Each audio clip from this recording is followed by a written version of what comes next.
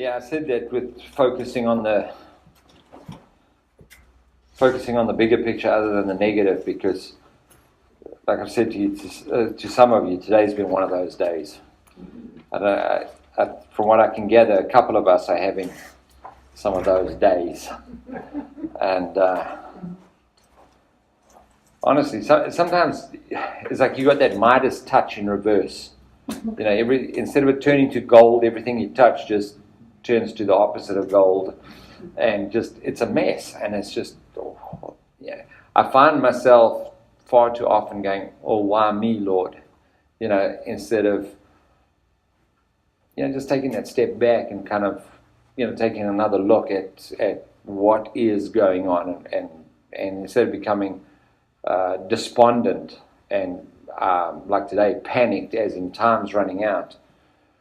Just take a step back and so what's the bigger picture in this? What's actually going on?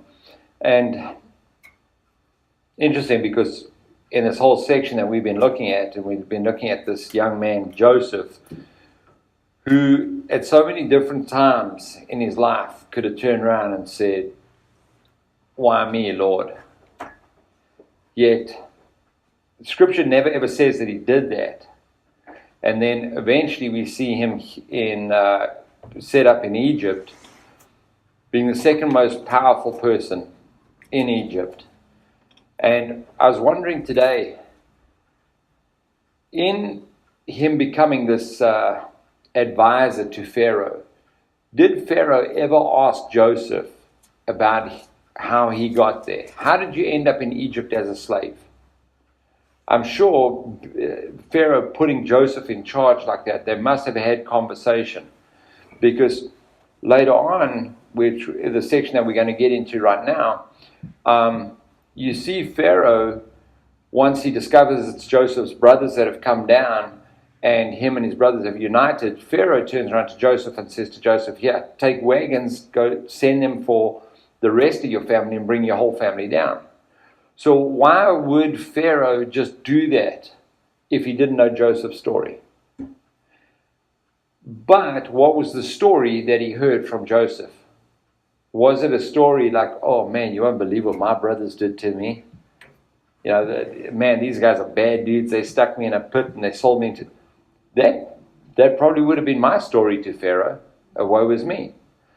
But what would Pharaoh's reaction have been if that was Joseph's story? It would have been, so these are the guys that did that to you. Okay, fine.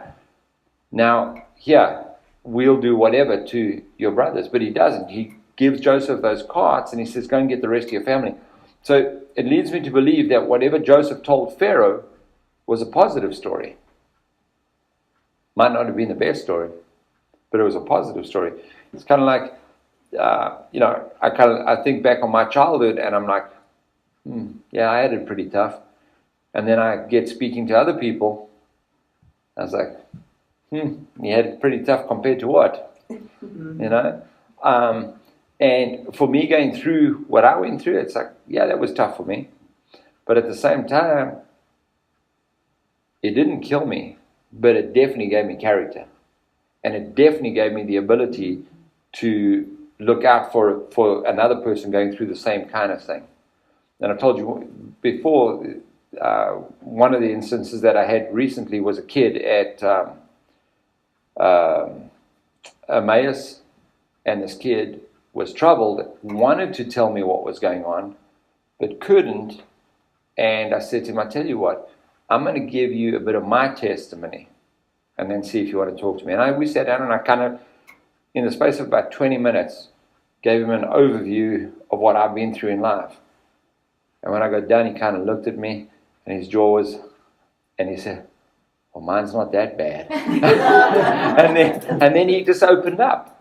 So, and that's the beauty of having a testimony. A lot of people want to have a powerful testimony, but they don't want to go through the test.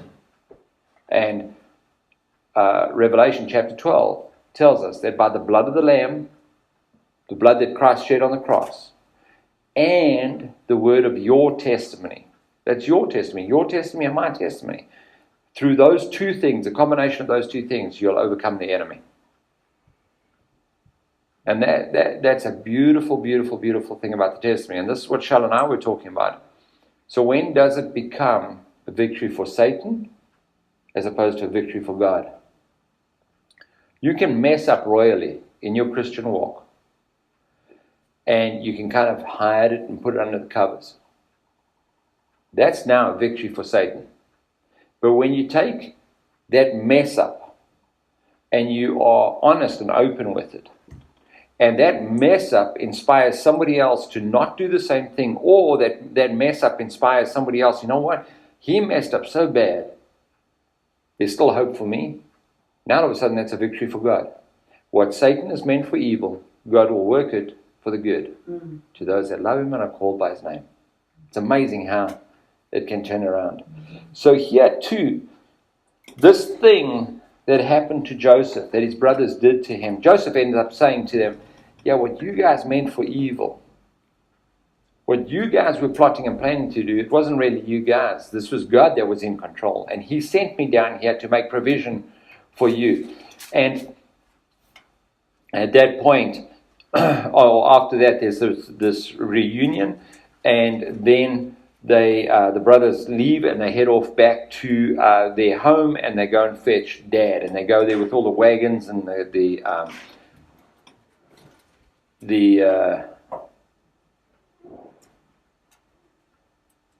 thought there was somebody coming in trick-or-treating. And I say, yeah, sit down, you're in for a treat. So they go, and when they get there, we pointed out at the end of chapter 45 in Genesis, we pointed out that when Jacob heard what the brothers had to say, that Joseph was alive, he didn't believe them. Didn't believe the word that he heard. But when he saw the 10 laden down donkeys with all the stuff, it says that Jacob's spirit was revived. And then he turns around in the last part of chapter 45 and he says, then Israel, the name for Jacob, said, it is enough. Joseph, my son, is still alive. I will go and see him before I die. Now, this doesn't mean that he was saying, hey, I'm near my deathbed right now. He's just saying, this is on my bucket list. Once I've seen him, yeah, then I can die. I'll die a happy man. That's what he's saying. So in chapter 46 now we see it's Jacob, but now it's going to refer to Israel. So now he's back onto God's plan. That's what the Bible's saying to us. So in chapter 46 it says, so Israel took his journey with all that he had, and he came to Beersheba, and he offered sacrifices to the God of his father Isaac. Notice that. So Israel, that's God's plan, right? He takes off, and he's now heading out, and he gets to this place, Beersheba. Beersheba is where he grew up. Beersheba is now the last town just before you get the wilderness area that goes from the promised land Canaan to Egypt. There's a big desert area there, a wilderness area. That's the last town right there. So now he gets there, and here's where he stops the whole procession, and he now offers not a sacrifice. If you catch the word, it's sacrifices. Why sacrifices? There's three major sacrifices. Okay, there's a sacrifice that you first you offer, basically acknowledging God. Then you offer another one, which is consecration for yourself, and then the third sacrifice is a sacrifice of praise, and that's what he's offering at that point. So it's first acknowledging, yes, God, acknowledging who you are in terms of God. Basically sinful man, and he's offering a sacrifice for that, and then he's offering that sacrifice of praise. Why would Jacob stop at this place?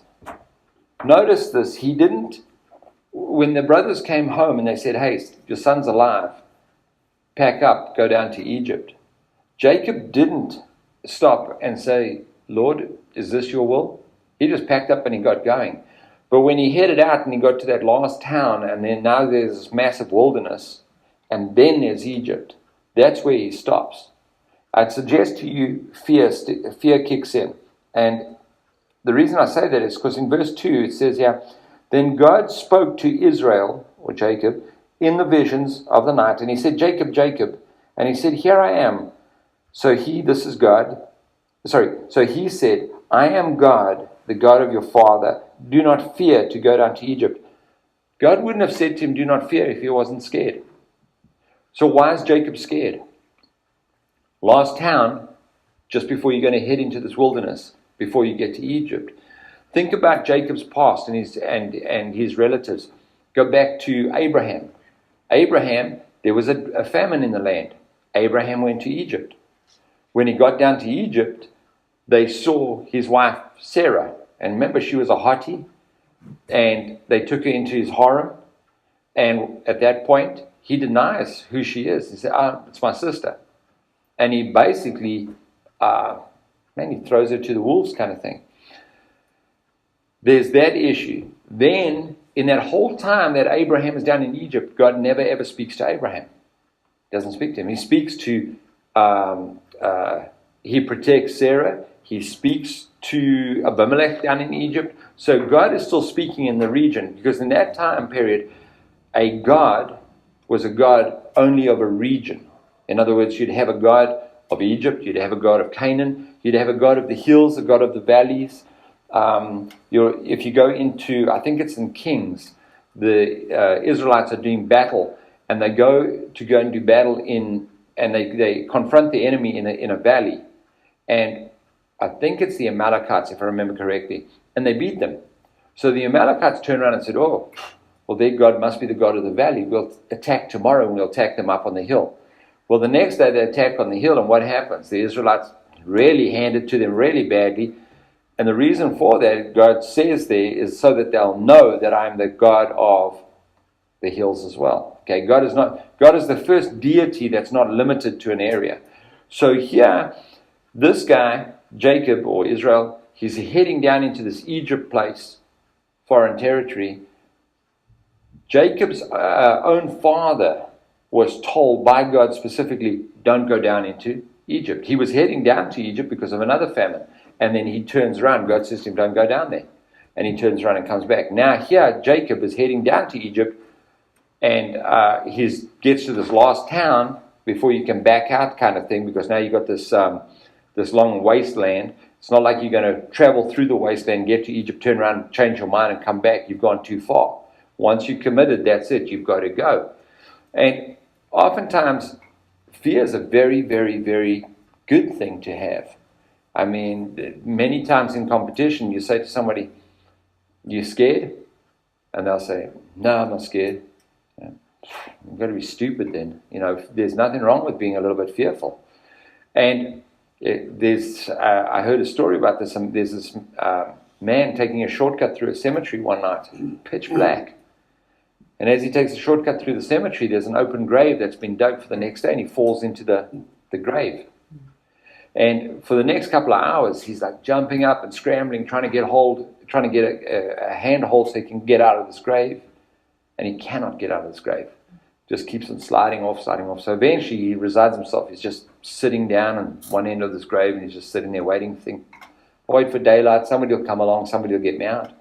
So while he's waiting, he hears this thud. Somebody else has fallen in the grave alongside him. And this guy's jumping and trying to climb his way out and all the rest of it. And after a while, he pipes up and he says to this guy, it's useless. You're never going to get out of there. Well, the guy got out immediately. So fear can be a good motivating factor as well, okay? And here too, Jacob gets to a point now where he's scared. And God addresses and said, don't be scared. But Jacob is scared because of what's happened to his family and everything else. His grandfather and his father beforehand. And this whole place of Egypt, he's never been there. He's lived his entire life in the promised land. So now, here God speaks to him. When was the last time that God spoke to him? What's that? When he was wrestling with him? Yes, when he was wrestling with him. So now, you'll see Jacob, as we go on, I think he tells Pharaoh that he's about 120 or 130 years old.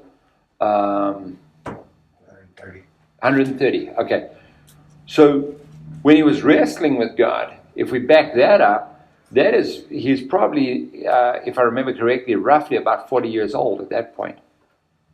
Interesting, because we read through the Bible and we look at this and we think, man, God's just speaking to these guys all the time.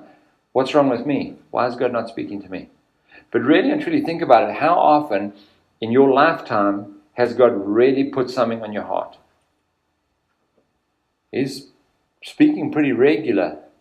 But when you look at the time period that goes between instances of him speaking to these guys, he really speaks to us a lot. And that's that Holy Spirit.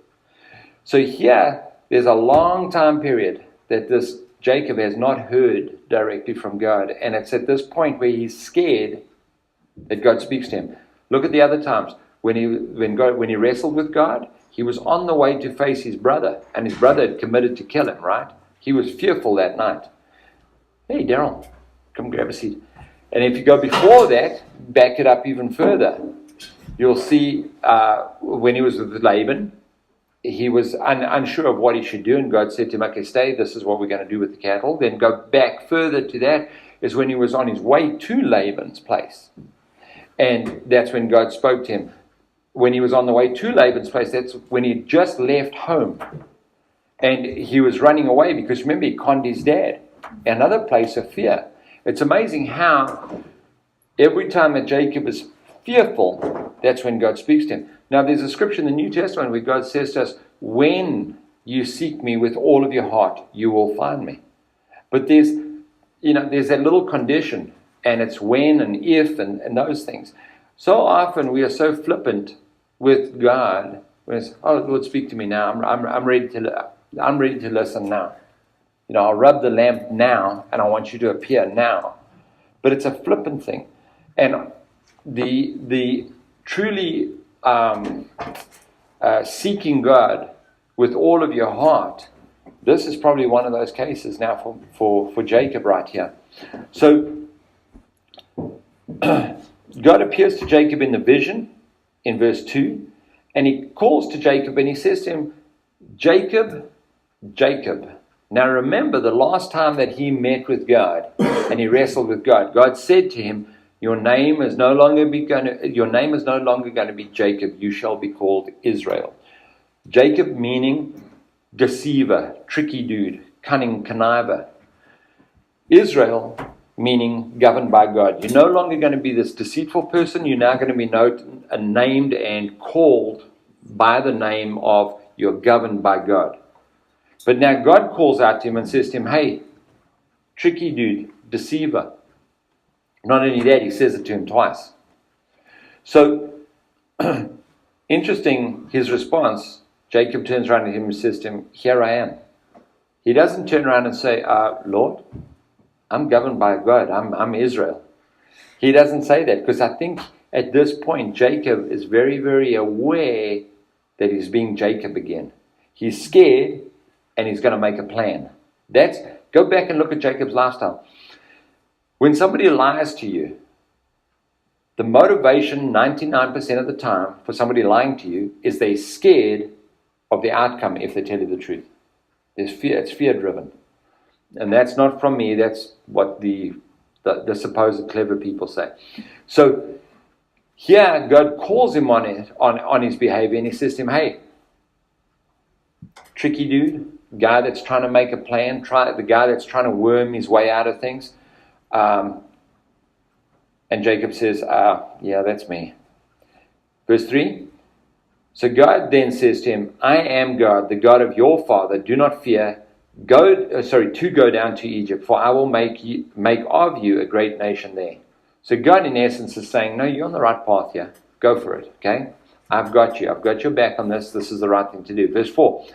And then God says to him, I will go down with you to Egypt. And this is what I was saying.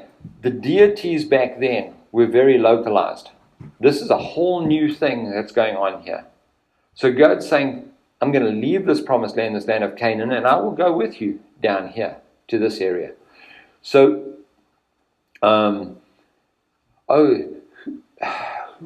it, I think it's, if I remember correctly, it's Jacob's father, where God says to him, I'll send my angels with you. And he says, no. If you're not going to come with me, I'm not going. And here God is saying to him, I'm not going to send an angel to watch over you. I'm going to come with you personally. And then he goes on and he says in the end of verse 3, he says, and I will make of you a great nation there. Now we'll see further on, there's about 70 people.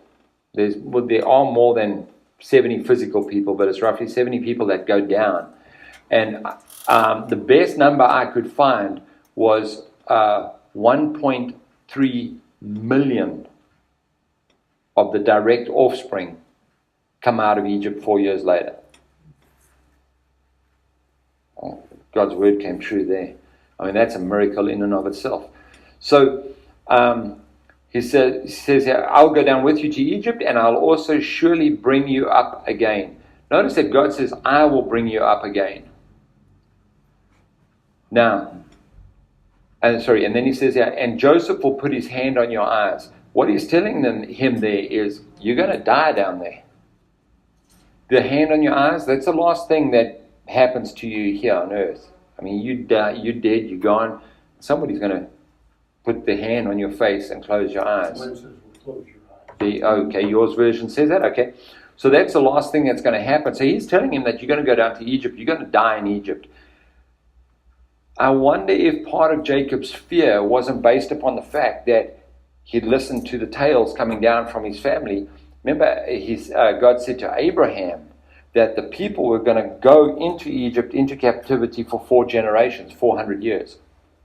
And they were going to go into slavery down there. This is now this whole thing coming to pass. And you've got to wonder, man, Jacob knows all about this. No wonder he's scared. How many of you would have chosen the same path for your life had you known what it was going to be beforehand? And I think that's part of the wisdom of God. He knows that you and I are a bunch of cowards. And man, if God had said to me a long time ago, okay, so you want to go into ministry, here's where you're going to go into ministry, and these are the things that have got to happen beforehand, and I would have said, well, thanks very much. I'll listen to a service on the radio. Just, and God knows it. So he's not going to show you the beginning before the end, the end before you kind of got into it. So I can understand Jacob's fear here, but also that fear is reassuring in the sense that it lets you know that Jacob really and truly believed those promises of God, the promises that God made Abraham.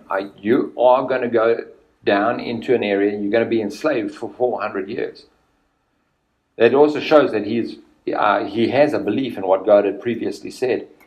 Interesting, because those promises that God has made to you and to me, and like to Abraham wasn't around to see this. But the promises of God will come true. They may not come true in your lifetime, but they will come true. And that's what he's standing on. He turns around and God also says that I will also surely bring you up again.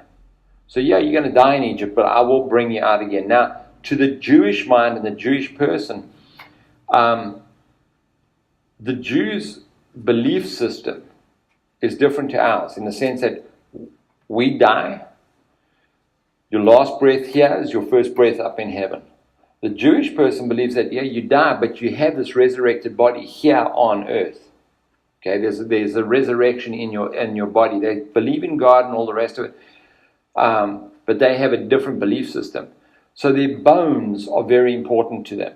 And that's why you'll see them, they'll bury people, and then they'll go back later on, and when they bury people, they don't bury them in the ground in a coffin. It's like a big concrete box kind of thing. And then they'll go back there, I cannot remember how many years later, or I think it's years later, and then they'll open it up, and then they'll take out, they'll unwrap the body, and they'll take out all the bones. Like a tomb? Yeah, it's like a little mini tomb. But no, the ossuary is what they put the bones into, okay? But I've seen them do this, and it's bizarre because everybody will be standing around, right? And now you're opening up Great Aunt May's concrete box. And then they take out the bones, and there still will be bits of skin and that's dried up and everything. And they'll just, people be all standing around, and they'll just be happily peeling off and taking the bones and putting them into the little box, into the oshery box, okay?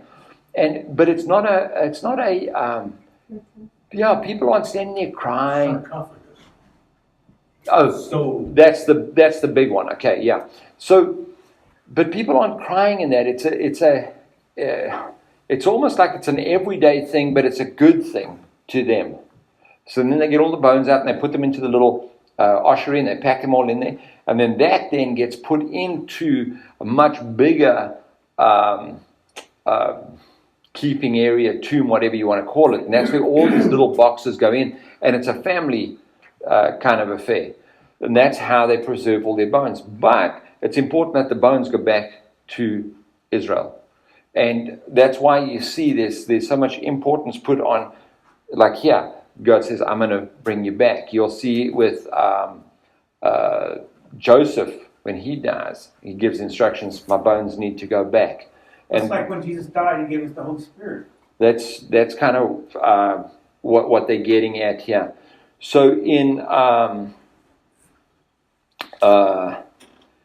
so then in verse 5, this is now after God speaks to him, it says, then Jacob arose from Beersheba, and the sons of Israel carried their father Jacob, their little ones, and their wives in the carts which Pharaoh had sent to them. Now, they're not carrying him as in, like he's old and decrepit and can't walk. That's not what's going on, okay? They're just getting into these carts and that, and they're heading on their way. So verse 6, so they took their livestock and their goods, which they had acquired in the land of Canaan, and they went to Egypt, Jacob and all his descendants with him. That little phrase there, Jacob and all his descendants with him. That to me is telling in the sense of, remember the first thing that happened as all the boys matured in that? Judah, he packed his bags and he left home. Remember, he deserted his family. Now all of them are kind of back together again. Prophetically, if you look at, there's different places in the Bible where a father is saved, and the theme that kind of goes through, that it's going to be you and your household shall be saved. I'm not saying that if dad is saved, that the entire family is saved, but I am saying there's some sort of spiritual dynamic there, that when dad gives his life to the Lord, there's a spiritual dynamic that kind of comes into play where the rest of the family is almost dragged along with him. Very, very, very important. How come if he's going to Egypt like God wanted him to, yeah, he's still referred to as Jacob and his descendants? Okay. Who's the descendants that he's going down here with, right? Where those descendants come from. Remember, he had 4 wives. Okay? That wasn't part of God's plan right there. God's plan was a wife, like it is for you and for me. A wife, 1 man, 1 woman. He ended up in that child race that was prompted by the 2 wives that he had, Leah and Rachel. And they threw their handmaidens into the race as well. And I couldn't get pregnant. Here's my corner mate, help. And they jumped in with that. That's how come he ended up with those. Yeah, it was kind of tag team. And old Jacob was sitting back saying, oh well. And ended up with a bunch of kids. So I'm glad you caught that, because those are the tiny little references that kind of tells more of the story. And so here, him and his Jacobites, if you want to put it that way. Okay, they're heading down. And so where were we? 7. So in verse 7. So his sons, his sons, his daughters, and his sons' daughters, and all his descendants he brought with him to Egypt. This is only referring to his direct bloodline, okay? And you'll see why this is right now. So verse 8. Now these were the names of the children of Israel, Jacob and his sons who went to Egypt. Now, I'm not going to read through all the names in that and give you an excuse to laugh at me. So, but I want to point out a couple of things, okay? So, in this list, there are, where was it? I'm just looking for, one of the things was Dan. Anybody find that? 23. Verse 23. Oh yeah, okay. In my Bible it says here, the son of Dan was Hushim. Mm-hmm. Who's got anything else? Anybody reading from a King James? Verse 23. Okay, you'll see that it's a different name. Okay, and it's funny because if you go back and you start looking at this, there's a name change here. Why is it? That name change there is not an actual name, and it's also not a name of a place that it gives. So this name of the son of Dan is, in a Hebrewism, is referring to tears. Okay, and it's the tears it's the sap of a tree that runs like a tear. That's what it's referring to. So here you've got all these guys, and the offspring is listed. With Dan, you get there, and it's not the real name of the son. Now, when you don't have offspring, what happens to your family line? Stops. It does, right? Go look in the book of Revelation where it's listing the 12 tribes. Guess what? You don't see Dan. He disappears. But these are the little things that you find in these long listings of names and things. There are real interesting things that you can get into with all the names. But then in verse 26, all the persons who went with Jacob to Egypt, who came from his body, notice that his body, besides Jacob's sons' wives, were 66 persons in all. Okay, so you've got 66 people there that are his direct descendants. Then with Joseph, who's sitting down in Egypt, makes 67. Joseph had 2 sons. So there you go, 68, 69. Joseph's wife? 70. That's a very, very, very crucial number. 70, 7 is always God's number. Okay? So it's that multiplication thing. So if you read in most of the translations, it's going to say 70. In some of the translations, the Aramaic translations are going to give you 75. The Jews will play with numbers in order to get to a specific number, because each word with them has got a number associated with it, and that number means something. Okay, this is the what was it? The Gematria, the numbering. Yeah, gematria was the numbering system. So the Jews are very, very caught up in numbers, and here this number now is this perfect number that's coming down. But notice that it did say that these were the seed of Joseph. There's a bunch of other people who are coming down with them. I mean, they've got slaves and servants as well. So it's not just 70 individuals, but out of Jacob's direct seed, there are 70 people. So, verse 22, and the sons of Joseph who were born to him in Egypt were 2 persons. So there's those extra 3, right? All the persons of the house of Jacob who went to Egypt were 70 in total. So from 70, as I said later on, 400 years later, you got 1.3 million. Now, if you back up and you're going to have a look at some of these boys here, and you run the timelines, one of the brothers here is 22 years old with 10 sons. Okay? Whole different lifestyle to what we have today. And that starts to give you a different perspective of the Bible. You know, we kind of want to read the Bible from our eyes, from our standpoint. It's a different lifestyle over here, totally different. Okay? So, also this will also give you the importance of this family clan kind of system. The clan system that they've got going here means your survival. If you don't have a big clan, you're going to get wiped out. So it was very, very, very important. Also, you know, more hands around the house makes for more farming, more people to look after stuff, the cattle and so forth. So business-wise, it was good to have a bunch of kids as well. So verse, kind of like today in the welfare system, more kids you have, the better. So verse 28. Then he sent Judah before him to Joseph, to point out before him the way to Goshen. Now, Goshen is the section in Egypt that is very, very lush, very good for cattle, but it wasn't overly inhabited at all. The Egyptians didn't inhabit it. Why? The Egyptians have the same system that they have over in the east, where the Indians are, and they've got these different tiers, if you want to call it that. They're different social tiers. And like in the east, with the Indians, the lowest tier for an Indian is what the Indians call a coolie, which is a slave or a servant. For somebody of a higher tier to have any contact with that person, oh, you just didn't do that. Yeah, that's unheard of. Okay, they would make you, as we see in the Bible, unclean. So too in Egypt. The lowest tier in Egypt at this time was a person that looked after sheep.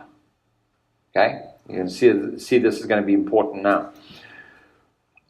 It's funny, what is Jesus referred to as? Yeah.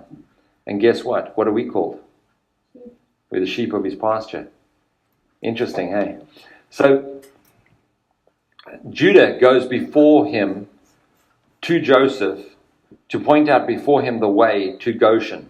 This is his promised land that they're going to. And they came to the land of Goshen. So Joseph made ready his chariot, and he went up to Goshen to meet his father Israel, and presented himself to him, and fell on his neck, and he wept on his neck a good while. That good while, you can only imagine what their reunion must have been like. I mean, this is now, he was 17 when he went down. He's now, at this time, I think he's 33, I think it is, 33, 34, somewhere around there. So, and all this time, he's probably been sitting around in Egypt thinking, man, I wonder if my brothers have killed Dad off. I wonder if they killed, my younger brother Benjamin off. There's all these thoughts that are going on. Now he gets to actually see Dad face to face. From Jacob's side, he went that whole time period believing that his son was dead, because he was presented with that coat that was full of blood, and he went his whole life believing that Joseph had been ripped apart by the wild animals. So here they meet, and there's that phrase that he fell on his neck and they wept a good while. Verse 30. Oh, interesting.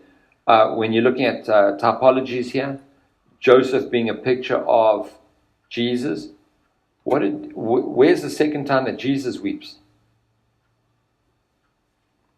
Remember, when he's going in and he weeps over, and he's weeping over Jerusalem, and that being the center of Israel.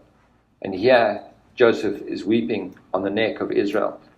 It says here in verse 30, and then Israel said to Joseph, now let me die, since I have seen your face, because you're still alive.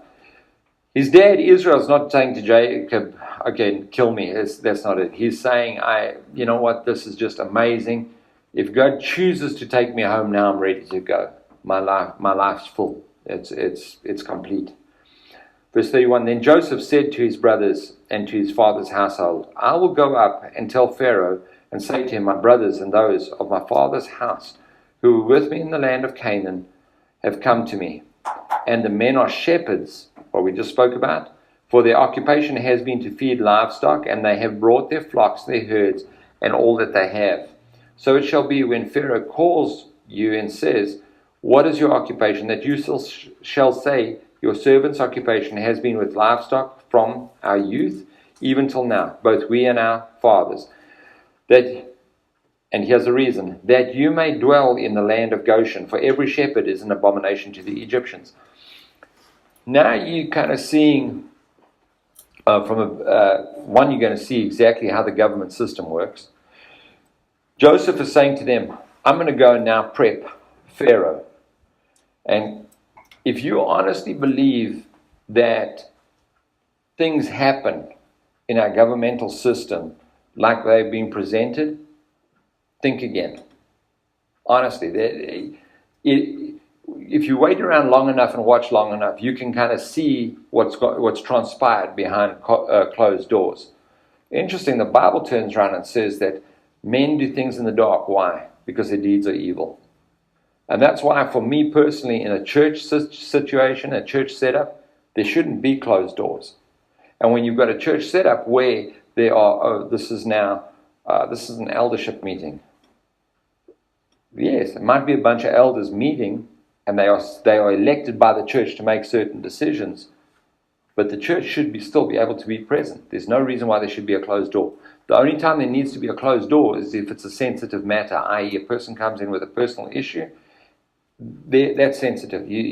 That doesn't have to go to everybody. But there should be an open door policy. But here Joseph is going to go down to Pharaoh, prep Pharaoh. He's now told them exactly what they need to say. Why? It's for everybody else that's going to be watching the whole fiasco. It's a show that's being put on. And Joseph is saying to them, now remember something, Joseph, being a picture of Jesus, is saying to these guys, tell Pharaoh you are shepherds. The reason for that, if these guys did not get separated from those that were living in Egypt, there's a good chance that they would have become assimilated. And this is the one thing that has saved the Jewish race. Every time in history that a country is conquered by a foreign country, it takes 2 generations, and then that country that has been conquered is assimilated into the conquering country, and that nation disappears off the face of the earth. Go through all these nations that you see in the Bible. When last has somebody walked up to you and said to you, oh, I'm so-and-so, my dad was a Hittite. They were conquered, they're gone. And that's what happens. As soon as there's assimilation, they disappear. Here God's saying to them, you're going to keep yourselves separate. This is Jesus now, right? Picture of Jesus. Joseph is a picture of Jesus.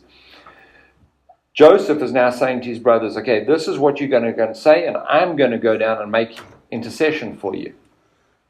Jesus is sitting at the right hand of the throne. What is he doing? Making intercession for us.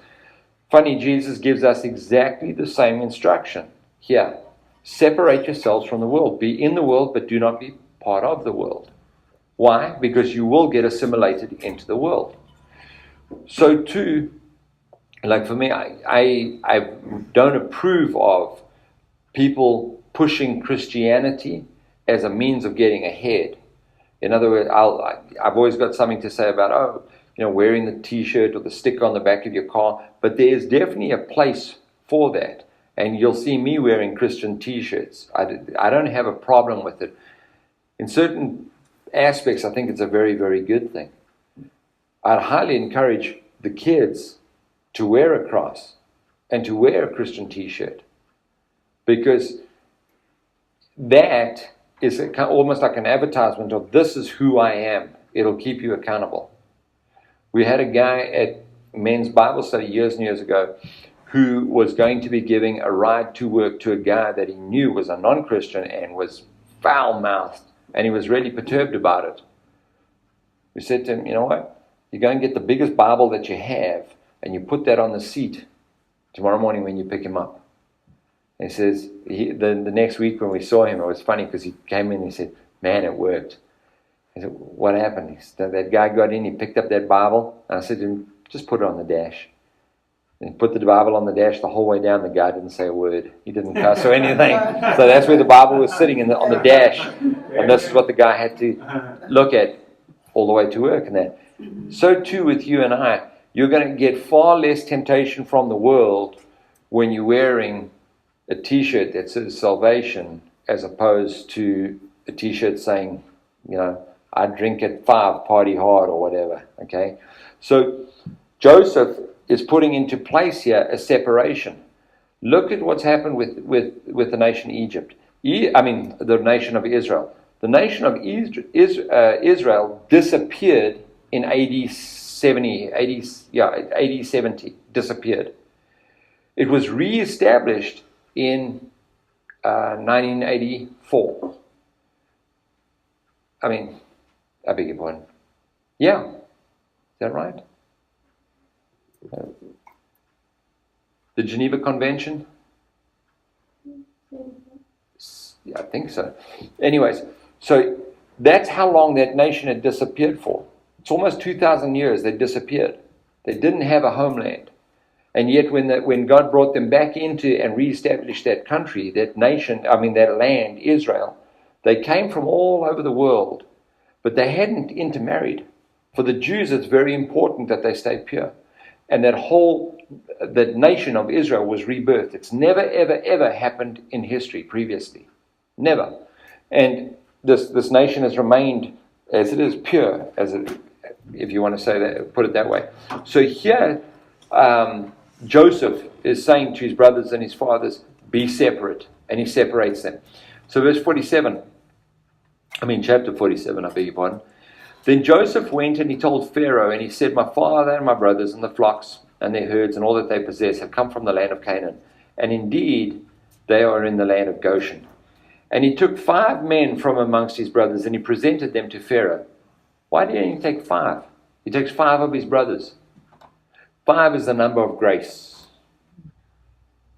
Got to kind of wonder what was going on. Pharaoh must have known the family dynamic. I can't see Joseph being Pharaoh's right-hand man and just, I'm going to go and tell Pharaoh, and off he goes. He has access to Pharaoh. They must have had some sort of a connection. I can't see Pharaoh not asking about Joseph's past. And here, he has these 5 guys who essentially plotted to kill him. And here, he's presenting 5, this grace. And he's saying to Pharaoh, these guys are going to get the best land, the land of Goshen. That must have spoken volumes to Pharaoh. You kind of wonder with you and with me, when you walk in to a group, into a conversation, into some sort of function, is that grace that's walking in, or is grace walking out? When you come into a place, are you ushering grace out the back door, or is that what you're bringing in? What are people seeing when you arrive? Is it, oh boy, I shouldn't be saying that because that's probably my account. Oh boy, here comes Rory. But that is what you should be looking at in terms of your Christian walk. Do you have to walk into a place wearing a cross, wearing the t-shirt, in order for people to say, oh, there comes a Christian? Or can you walk in disguise, as it were, and people say, man, that must be a Christian? So here's these guys standing here in front of Pharaoh, and it's Joseph who's presenting them. And in front of, and what's been presented is this number 5, this grace. Verse 2. And he took 5 men from amongst his brothers and presented them to Pharaoh. Then Pharaoh said to his brothers, what is your occupation? And they said to Pharaoh, your servants are shepherds, both we and also our fathers.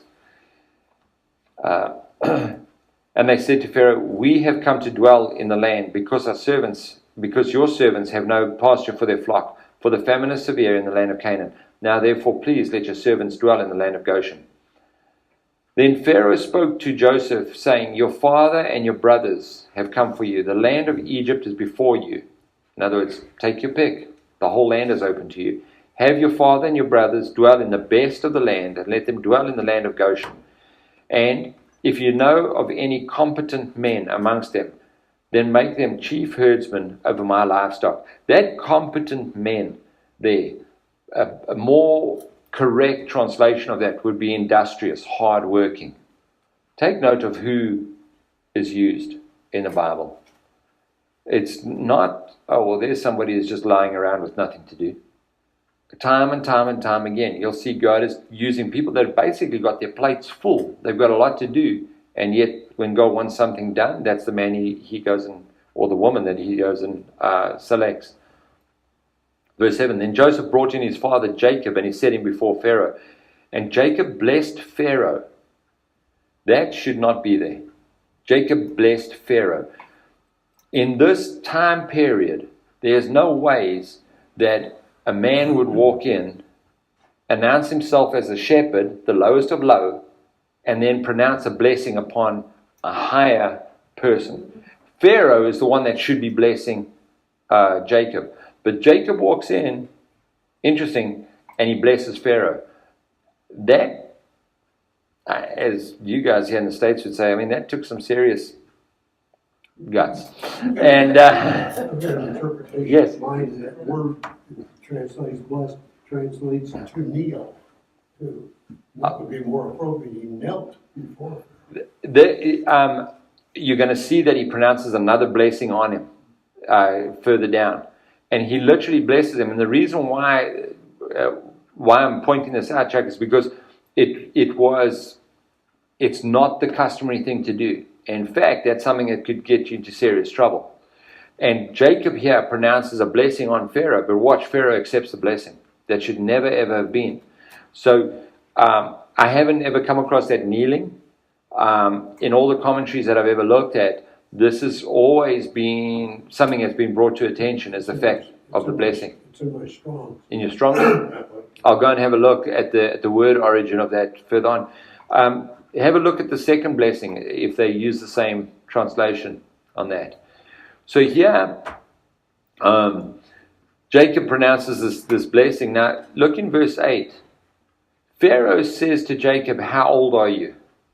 He doesn't reject the blessing or anything, but he comments on Jacob's age. Okay, Jacob, as we said at this time period, he's getting on up there. Look at Jacob's response. He says, "And Jacob said to Pharaoh, the days of the years of my pilgrimage are 130 years old." He's 130 years old, okay?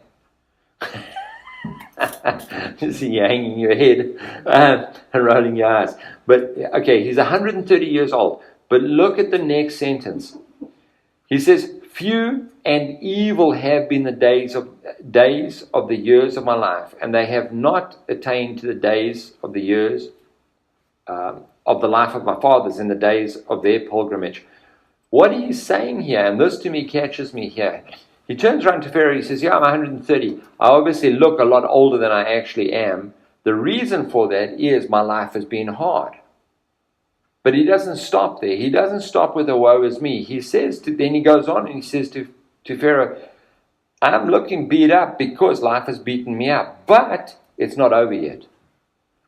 So my father and my grandfather got to be a lot older than this, and indeed they were. So my pilgrimage is not done yet. I'm still around to fight another day. So it's on a very, very positive note. Now, if you think back to Jacob's father, remember when Jacob went and conned his dad with a blessing? His dad had gotten on the bed and he was like, "Oh, I'm dying." And he called Esau in and he said to Esau, "Oh, I'm dying. I need to give you the birthright," right? But after that, he lived for many, many years after that. He wasn't dying. You got to kind of wonder what the motivation behind that whole thing was. So here, this guy, I've learned from Dad's mistakes. I'm not playing the whole, "I'm dying, I'm going to croak soon." I've still got time left, and I'm still going to make something of it. My pilgrimage is not done yet. Here's the thing: if you've messed up your walk, or if you're a late starter like me, you still got years left. You're not done yet.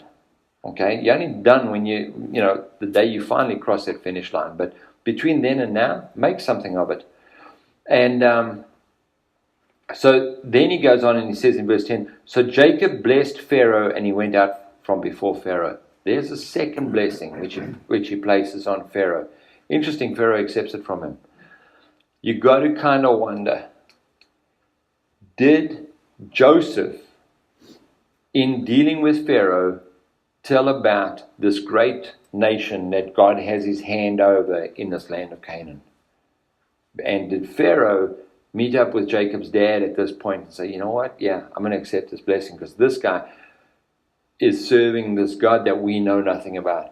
These guys were incredibly caught up in the different deities. And they weren't opposed just because, for you and I, we know God says, worship thy God and don't put any other gods before me, and we've got all those things, and we understand there is a God, not many gods. So for us it's offensive, but to these guys, man, there was a God that brought the harvest in, there was a God of fertility, there was a God that brought the rain in, there was a war God, there was this God and that God. So for them, when somebody else came in and brought another God into the equation, it wasn't a big deal. And in fact, it was, Oh, okay. Let's bring that other god in as well. So, because they were just going to be more blessings, right?